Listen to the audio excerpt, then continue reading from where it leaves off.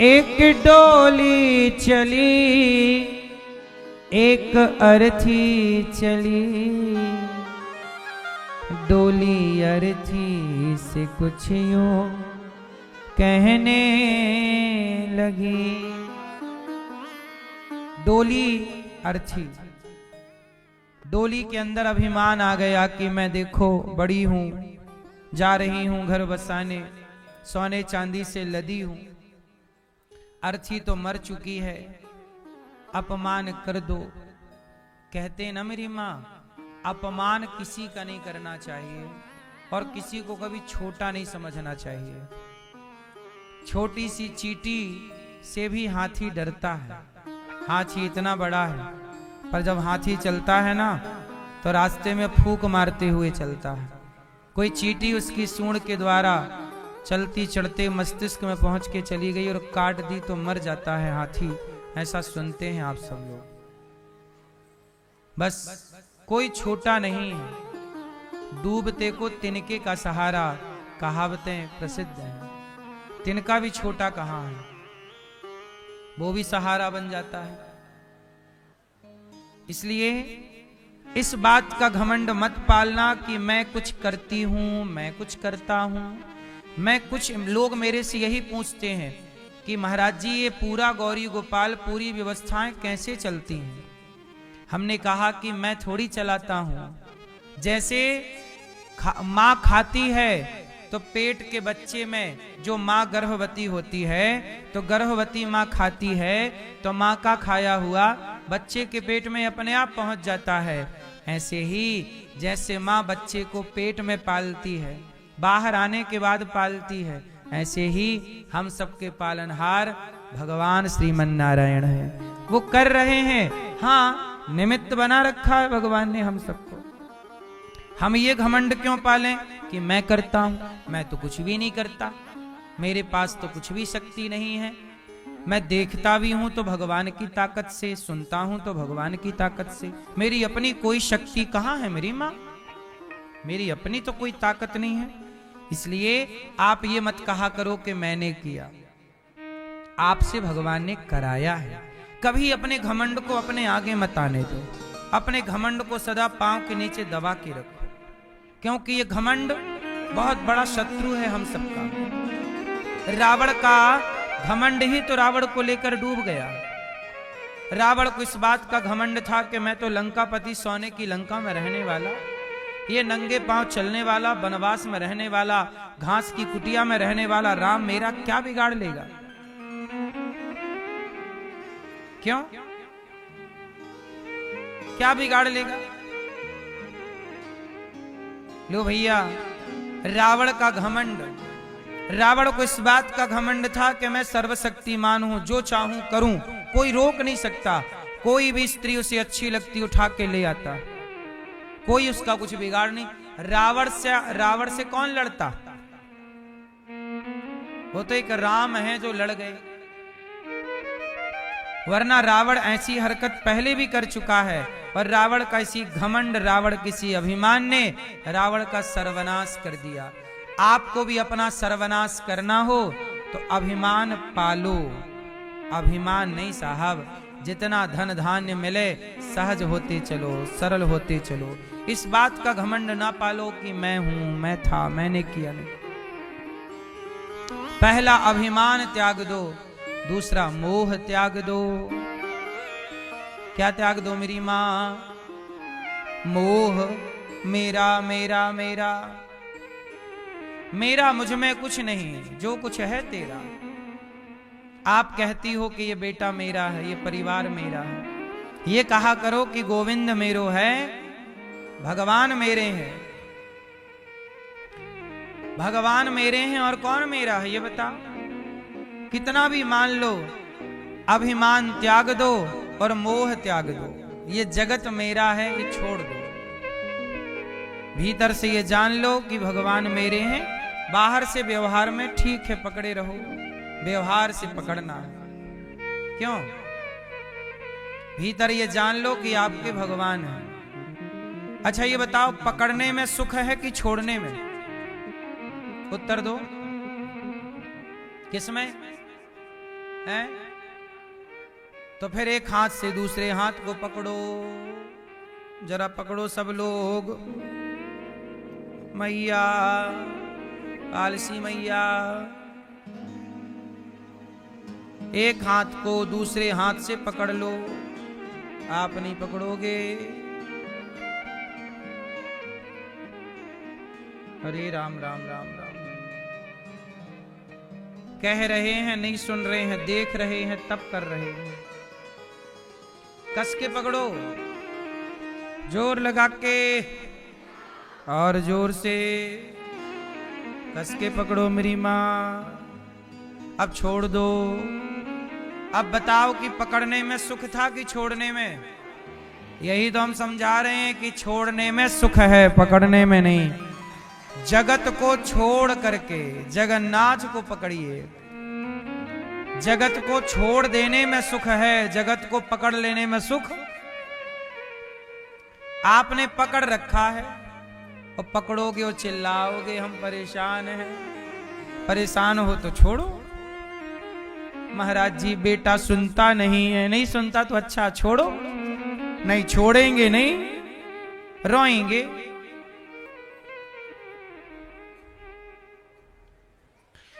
भगवान ऊखल पे बंध गए। ऊखल जो था, भगवान ने ऊखल को टेढ़ा किया और चले लुढ़काते हुए। नंद बाबा के आंगन में दो पेड़ लगे थे। नलकूबर मणिग्रीव शाप के कारण यमलार्जुन के वृक्ष थे। दोनों के बीच से भगवान घुसे और जैसे ही घुसे भगवान थोड़ा सा जोर लगाया, दो पेड़ थे धम्म से गिर पड़े और दो वृक्षों में से दो पुरुष प्रकट हो गए। ये कुबेर के बेटा थे। कुबेर के दो पुत्र थे, नलकूबर और मणिग्रीव। मैया सुन लो मेरी माँ। कुबेर के कितने बेटा हैं? नलकूबर और ये दोनों जो हैं एक दिन सरोवर में नहा रहे थे। नारद जी गुजरे तो नारद जी को देख करके इनके साथ जो कन्याएं थी, अप्सराएं, उन्होंने तो कपड़े पहन लिए। ये नलकूबर खड़े रहे, कपड़े नहीं पहने। नारद जी ने कहा कि तुम संत को देखकर झुकना नहीं जानते, पेड़ की तरह खड़े हो जाओ, वृक्ष हो जाओ। बाद में चरणों में गिरे, महाराज क्षमा। तब भगवान नारद जी ने कहा कि तुम्हें भगवान कृष्ण के हाथों मुक्ति मिलेगी। वही वृक्ष नंद बाबा के आंगन में थे। आज दोनों के बीच से जब भगवान गए और दोनों धड़ाम से गिरे, तब भगवान की स्तुति कर रहे हैं। दोनों क्या बोले? दोनों बोले, वाणी वाणी गुणानुकथने श्रवणौ कथायां हस्तौ च कर्मसु मनस्तव पादयोर्न स्मृत्यां शिरस्तव निवास जगत् प्रणामे दृष्टिः सतां दर्शनेस्तु भवत्तनूना। चरणों में गिर पड़े दोनों नलकूबर मणिग्रीव। प्रभु क्षमा। क्या कहा? वाणी गुणानुकथने, मेरी वाणी सदा आपका गुणगान गाती रहे, कान कथा सुनते रहें, हाथ सदा सेवा में लगे रहें। ये देखो नलकूबर मांग रहे हैं कि हाथ कहां लगे रहें। सोचो, भगवान ने यदास अनिरुद्ध को जो सेवा दी है, वो सेवा बड़े बड़े साधु संत भगवान से मांगते हैं कि प्रभु हमें ये सेवा दे दीजिए। भगवान ने कृपा करके सहज में सेवा दे दी है ना। ये मांग रहे हैं, क्या मांग रहे हैं? हस्तौ च कर्मसु मनस्तव पादयोर्नः, हाथ हमारे सदा सेवा में लगे रहे और हम सदा आपका स्मरण करते रहें। प्रभु आपको एक पल के लिए भूलें ना। इसके बाद भगवान ने नलकूबर मणिग्रीव का उद्धार किया। अब नंद बाबा यशोदा मैया पर बड़े गुस्सा हो गए। तुमने बांध दिया, आज ये पेड़ कन्हैया के ऊपर गिर जाता तो? जो पेड़ गिरा वो पेड़ गिरा, सब दौड़े दौड़े आए। क्या हुआ? क्या बड़े बड़े पेड़ गिरे ना, भीड़ लग गई और दोनों पेड़ों के बीच में भगवान खड़े। अब मैया घबराई, हे भगवान यदि ये पेड़ लाला के ऊपर गिर जाता तो मैं अपने को कभी माफ ना कर पाती। मैया रोए लग गई और नंद बाबा डांट रहे हैं, क्या जरूरत थी बांधने की? अरे मटकी तो फोड़ दिया था, इतना बड़ा अपराध तो नहीं किया था लाला ने कि तू पेड़ से बांध दो। अब मैया को डांट पड़ रही है, नंद बाबा डांट रहे हैं और भगवान को बार बार मैया हृदय से लगा रही है, नंद बाबा बार बार हृदय से लगा रहे हैं और भगवान को लेकर के अब नंद बाबा वृंदावन आ गए। अब गोकुल और नंद गांव से अब भगवान को लेकर कहां आए? वृंदावन। और जब भगवान वृंदावन आए तो एक सुखिया नाम की माता थी। भगवान छोटे से थे और छोटे से कन्हैया छम छम चले, पायल बजती छम छम। एक दिन क्या हुआ, एक फल बेचने वाली मैया आई, फल ले लो फल। भगवान श्री कृष्ण ने सुखिया माँ से फल ले लिए, बदले में थोड़ा सा धान थोड़ा सा चावल उसकी टोकनी में झड़ा दिया। सुखिया माँ बोली, लाला कुछ दोगे नहीं मूल्य? फल ले लिया है तुमने, कुछ मोल तो दो। कन्हैया बोले, मैया हमारी मैया इतना दूध दही देती है, उसका मोल नहीं लेती। तुम कैसी मैया हो, मोल ले रही हो? क्यों? अच्छा मैं आज यहां एक छोटी सी बात आपको कहूं। कुछ डॉक्टर जैसे बच्चे होते हैं ना, तो कई बार डॉक्टर कह देते हैं कि मां का दूध मत पिलाओ। आजकल बाजार में दूध आने लगा है पैकेट बंद, बच्चों के लिए, छोटे छोटे बच्चों के लिए। वो एक डिब्बा कितने का आता है मैया? बाजार वाला जो बच्चे नवजात बच्चे पीते हैं, कितने का आता है? कितने दिन चलता है?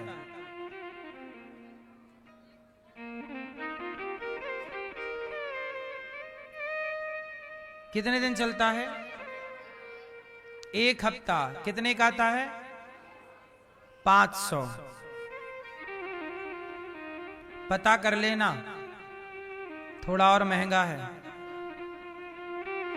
500 भी हिसाब लगाओ। चलो जरा सोचो कि बाजार का दूध हफ्ते भर का 500 का है, और 500 का तब है जब बच्चे की कमाई 1 रुपया की नहीं है। 500 का तब है जब बच्चे की कमाई 1 रुपए की नहीं है। जो बाजार का दूध 500 रुपए का मिलता है, वो माँ अपना दूध आपको फ्री में पिलाती है। अब जरा सोचो कि वो माँ के दूध का कर्जा ऋण चुका पाओगे? तुम कितना दे दोगे अपने माँ को?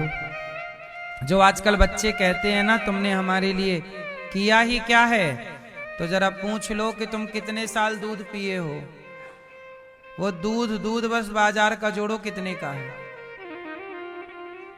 यदि तुम 2 साल दूध पिए हो, 4 साल दूध पिए हो, तो बाजार के 4 साल का दूध का हिसाब कर लो। एक डिब्बा कितने दिन चलता हो, कितने का आता है ना? उस माँ की सेवा नहीं कर पाते जिस माँ ने आपसे बिना पैसे के अनमोल अमृत जैसा दूध पिलाया है। उस माँ से आप आंख मिलाने लग गए हैं जिस माँ ने आपको कभी रोने नहीं दिया। इसलिए मैंने ये बात यहां इसलिए कही कि सुखिया माँ भगवान से कहती, अच्छा तुम फल ले लो, हमें कुछ मत दो, बस तुम ले लो, तुम बहुत अच्छे बच्चे हो, प्यारे हो। अब सुखिया माँ जानती तो थी कि ये भगवान है, पर इतनी भी समझ नहीं थी कि वो भगवान के रूप में ही पूर्ण रूप से समर्पण कर पाए। लेकिन कोई बात नहीं, भगवान का दर्शन सुखिया माँ ने किया।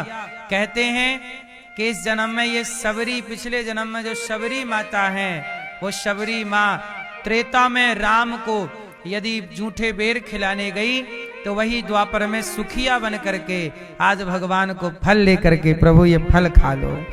वही संस्कार जब जब भगवान का अवतार होगा, वो शबरी कुछ ना कुछ बन के पहुंचेगी जरूर।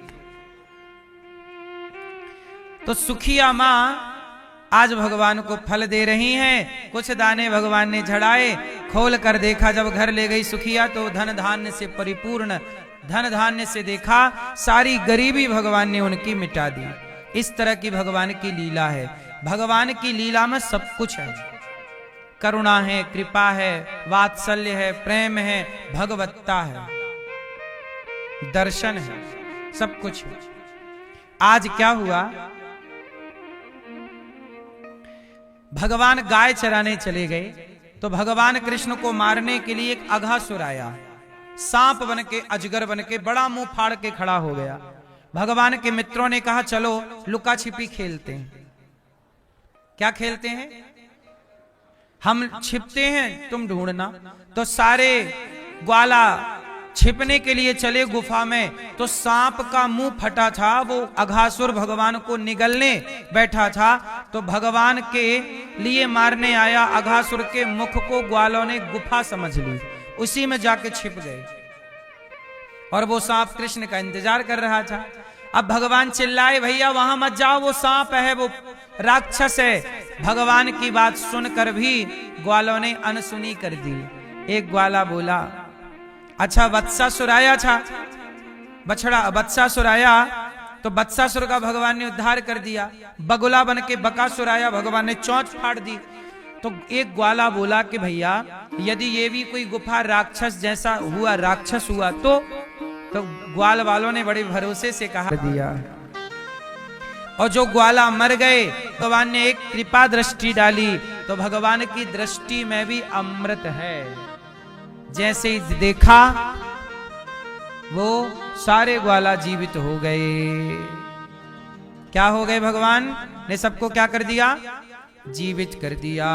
तभी भगवान ग्वालों के संग रोटी खाए और ब्रह्मा जी बछड़ा बछिया चुरा के भागे। तब भगवान बछड़ा बछिया बन के लीला करते हैं। तभी ब्रजमंडल की सारी सखियों का ब्याह हो जाता है गर्गाचार्य जी के कहने से। ब्रजमंडल में जितनी सखियां हैं ना, सबका ब्याह हो गया। और सबका ब्याह किसके साथ हो गया? कृष्ण के संग। क्यों? असली ग्वाला चुरा लिए ब्रह्मा जी ने, तो भगवान ही ग्वाला के रूप में हर घर में है। तो किसी का ब्याह मन उससे हुआ तो किसी से भी हो, पर हर रूप में है तो भगवान, तो सबका ब्याह भगवान से हो गया। इसलिए भगवान सबके पति हो गए। क्यों मैया? भगवान सबके क्या हो गए? आपके पति कौन? आपके वाले का नाम क्या? क्या नाम आपके वाले का है? कौन है आपके पति? आए हैं घर में कि यही है? कहाँ है? इतना टाइम लगा बताने में, बगल में बैठे हैं, बताने में इतना टाइम। मैया आपके वाले हैं? नहीं आए? आप लाई ना होंगी। मैया आपके पति कहां गए? आदमी तुम्हारे,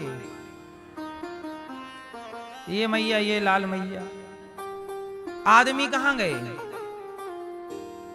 हैं? आए नहीं साथ में? का बम हो गए? सुनो मेरी माँ, आपके पति कहाँ हैं? अच्छा आप हैं पति, हम पत्नी से पूछ रहे हैं। ये बोल रहा मैं हूं मैं। हाँ भाई आप ही हैं, कोई थोड़ी चुरा रहा है। तुमसे तुम्हारे पति का अधिकार। मैं हूं पति, मैं। अच्छा है, अच्छे पति हैं आपके ना। आपको बोलने नहीं पड़ता होगा ये हमारे पति, पहले ही बोल देते होंगे मैं ही हूं। आपके पति कौन है? लाल मैया हैं? आए हैं? ओ मैया पीछे वाली, आपके कहां घोचू लाल?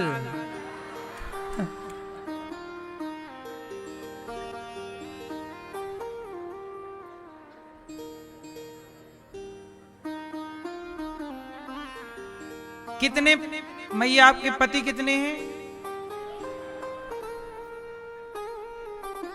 एक ही हैं। तो फिर आप लोग झूठ क्यों बोलती हो? आप लोग मंदिर में जाती हो तो ये लाइन बोल के आती हो, तुम हो एक अगोचर सबके प्राणपति, स्वामी सबके प्राणपति, किस विधि मिलहूं दया मैं तुमको मैं कुमति। ओम जय जगदीश हरे। एक तरफ तो आप कहती हो कि हमारे पति ये हैं, बगल में बैठे हैं, और दूसरी तरफ मंदिर में क्या बोलती हो? तुम हो एक अगोचर सबके प्राणपति, स्वामी सबके प्राणपति। और मंदिर से बाहर आई, बोले ये हमारा, ये रहा पति। और अभी मंदिर में कह रही थी सबके प्राणपति आप, और आप कह रही हैं ये मेरा पति। ये मैया आपकी दो तरह की बातें हो गई कि नहीं? एक तरफ तो आप कहती हो तुम हो एक अगोचर सबके प्राणपति इनके लिए, और दूसरी तरफ कहती हो ये हमारा पति। अब बताओ आप वो वाले पति कि ये वाले पति? असली कौन है? और वो जो घर वाले मंगलसूत्र वाले हैं वो फोटो कॉपी है। क्यों? ओरिजिनल प्रति तो यही है। वो तन का पति है, ये मन का पति है।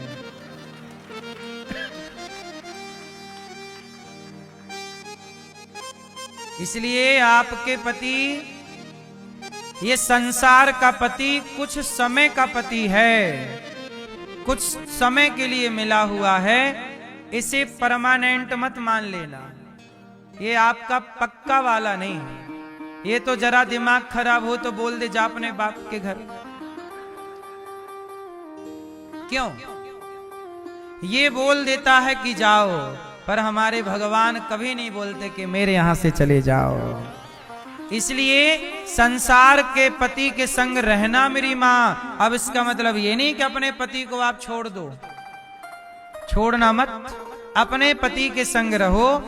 अपने पति को, हमारे सनातन में पति में ही परमात्मा का दर्शन करना चाहिए।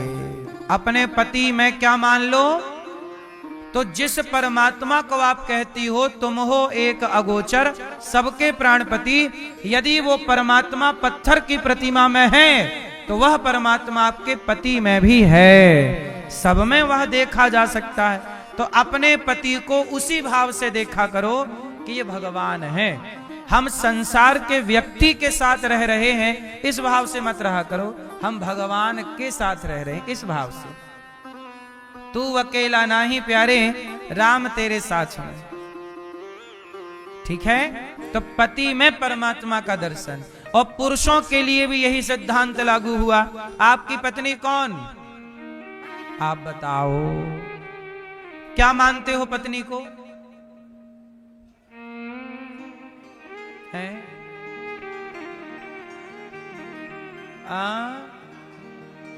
अर्धांगिनी। आप क्या मानते हैं अपने पति को? आप पति देवता? अरे यहां देख लो प्रभु, आप अपनी पत्नी को क्या मानते हैं? हैं? क्या, कुछ तो बताओ, क्या मानते हैं? लीला देवी हैं? क्या मानते हैं? पत्नी मानते हैं। पत्नी नहीं है ये। हमारे यहाँ रिश्तों में भी एक बहुत बढ़िया बात है कि पत्नी माने पति को भगवान और पति भी माने पत्नी को भगवान। मतलब हमारे यहाँ ये सोच के मत रहो कि ये स्त्री है ये पुरुष है, ना जी, स्त्री पुरुष के रूप में भगवान ही हमारे साथ हैं, हर रूप में वही हैं। यदि पुरुष नारायण है तो स्त्री भी नारायणी है। स्त्री कौन? नारायणी। और पुरुष कौन? इसलिए एक दूसरे में भगवान को ही देखो, तो आपके रिश्ते भी निभ जाएंगे और भक्ति भी हो जाएगी, 2 in 1 काम हो जाएगा। बात समझ में आई? अलग से ईश्वर की खोज करने की जरूरत नहीं है। जो आपके आसपास लोग हैं उनमें ही भगवत दृष्टि रखना स्टार्ट कर दीजिए, रिश्ते भी निभ जाएंगे, भक्ति भी हो जाएगी। सही है कि गलत है? तो पति में भगवान, पत्नी में भगवान।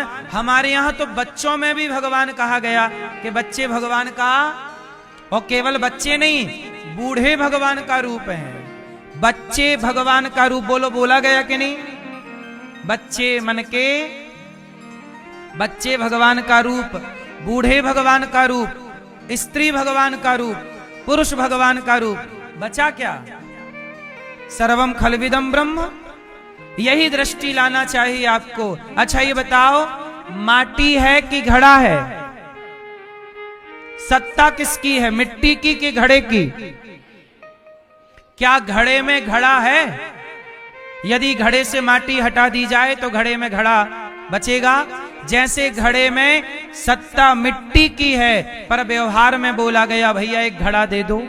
व्यवहार में घड़ा है, पर वास्तविक में घड़ा वह माटी है। जैसे वास्तविक में मिट्टी है पर व्यवहार में घड़ा है, उसी तरह व्यवहार में ये स्त्री है, ये पुरुष है, ये पेड़ है, ये पौधा है, पर यथार्थ में सब में वही एक परमात्मा समाया है। घड़े में जैसे मिट्टी की सत्ता है, ऐसे संसार में भगवान की सत्ता है। इसलिए पत्नी में भी वही, पति में भी वही, बच्चे में भी वही, बूढ़े में भी वही, सब में अपने भगवान को देखा जाए और सबसे ऐसा व्यवहार किया जाए कि ये व्यवहार हम भगवान के साथ कर रहे हैं।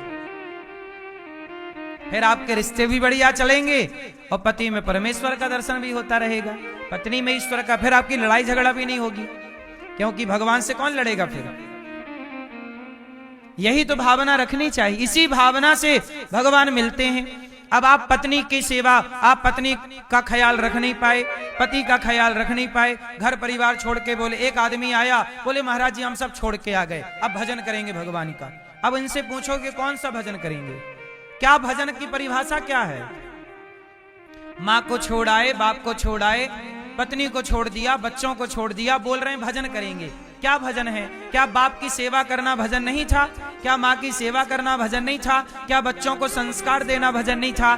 क्या पत्नी के लिए अच्छा पति बनकर उसकी खुशियों में साथ देना, उसके दुख में साथ देना क्या भजन नहीं था? बोलो।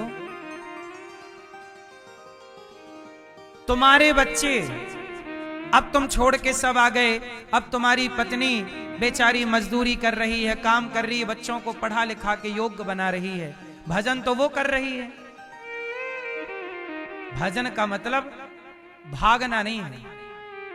भजन का मतलब अर्जुन भाग रहे थे, मैं जंगल जाके कृष्ण कृष्ण कृष्ण कृष्ण जपूंगा। भगवान बोले पागल, कृष्ण कृष्ण जपेगा भजन करेगा? नहीं, ये धनुष उठा और गांडी उठा और लड़। इस समय तेरा लड़ना ही तेरा भजन है। इस समय तेरा लड़ना ही तेरा भजन है। भजन करो, भजन करो। क्या भजन करें? अपने कर्तव्य को डॉक्टर ईमानदारी से मरीज की सेवा भगवान मान के करे तो उसका डॉक्टर बनना, मरीज की सेवा भगवान जान के करना, उसका डॉक्टर बनना, मरीज का इलाज करना, वही उसका भजन है। ईमानदारी से करे। तुम इंजीनियर हो, ईमानदारी से काम करो। तुम एडवोकेट हो, ईमानदारी से सच्चाई को जिताने के लिए केस लड़ो, वही तुम्हारा भजन है। अनिरुद्धाचार्य आपके सामने है। मेरा भजन क्या है? गौरी गोपाल आश्रम में वृद्ध माएं रहती हैं, उनकी सेवा करना, आप आते हैं आपकी सेवा करना, यही मेरा भजन है। अब मैं ये सारा छोड़ दूं और जंगल चला जाऊं तो ये मेरा भजन होगा कि पाप होगा? पत्नी को छोड़ दिया, जिम्मेदारी छोड़ दी, जंगल चले गए और जंगल में भी जाके मोबाइल चला रहे हैं, जंगल में जाके भी मन भटक रहा है।